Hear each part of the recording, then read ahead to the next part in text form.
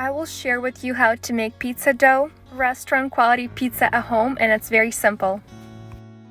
You'll need 1 3/4 cup of water.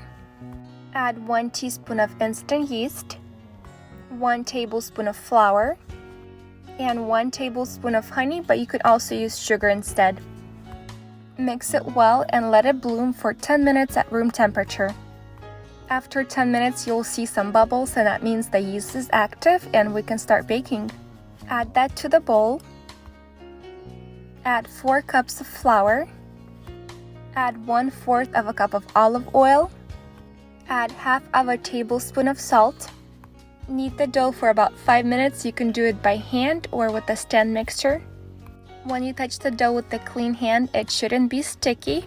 But if it's still sticky, you can add a few extra spoons of flour. Cover the dough and let it rest for 1.5 hours in a warm corner of your kitchen. The dough should double in size.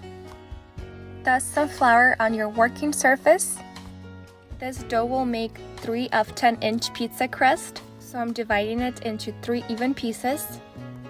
And now we'll fold each piece of dough into a circle. And it's important to fold it the right way to trap the air.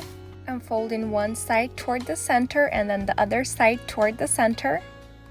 And then I'm stretching the top and folding it toward the center, and then folding the bottom toward the center.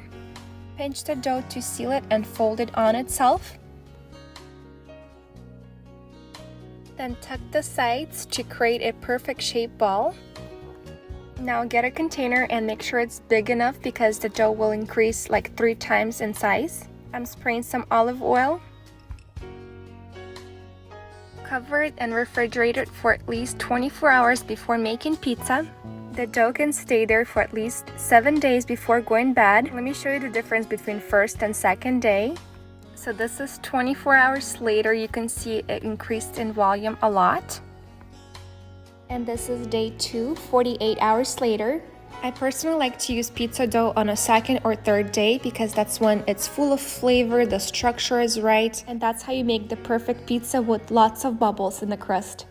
When I'm ready to bake pizza, I will let it get to room temperature for about 1 hour. And you do want to use semolina flour to prevent sticking. You could use regular flour, but if you want to make real pizza, use salmonella flour. Use your fingers to make a flat circle. And then pick it up and start stretching the sides. Rotate it in the air and let the gravity pull down the dough and it will stretch it. And then use your nickels to stretch the center of it.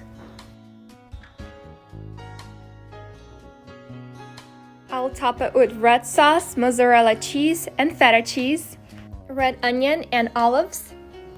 Make sure to give it a little shake right before you place it in the oven to make sure nothing is sticking. Your oven and pizza stone should be extremely hot. Mine is 550 degrees Fahrenheit. After about 10 minutes, your pizza should be ready.